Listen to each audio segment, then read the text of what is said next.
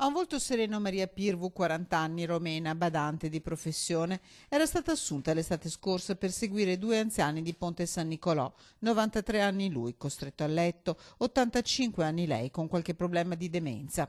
2 mesi di lavoro e la mattina del 4 settembre 2018 il messaggio di saluto alla figlia della coppia.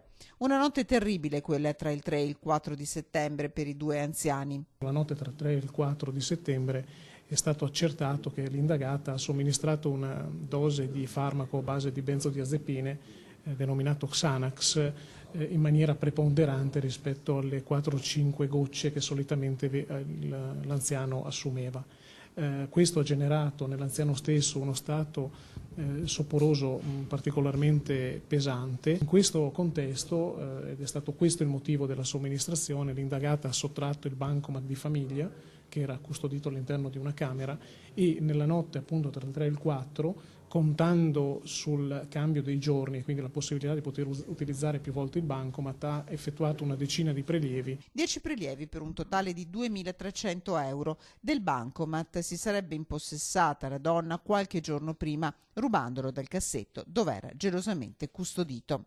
L'indagine scatta immediatamente e la figlia della coppia a denunciare il tutto ai carabinieri di Ponte San Nicolò. Il novantenne nel frattempo viene ricoverato in ospedale e dopo poco più di un mese morirà. Della donna in Italia in autunno si perdono le tracce, probabilmente era rientrata in Romania. Il ritorno a Padova qualche tempo fa.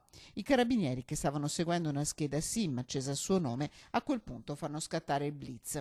L'indagata aveva già ripreso la sua attività lavorativa presso un altro anziano e lì è stata data esecuzione al provvedimento emesso dall'autorità giudiziaria che disponeva la custodia cautelare in carcere. Abbandono di incapace, rapina, utilizzo indebito di carte di credito, questi reati di cui deve rispondere Maria Pirvu. A suo carico ci sarebbero anche altre denunce per episodi analoghi e dai militari che indagano arriva un appello.